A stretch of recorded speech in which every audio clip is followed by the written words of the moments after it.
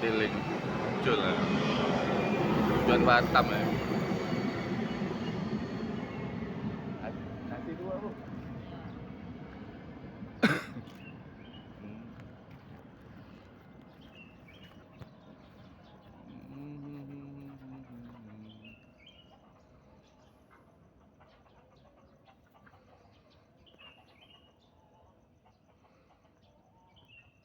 Asli ke Batam ni.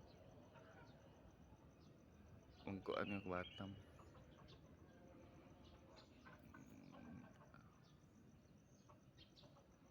Batam.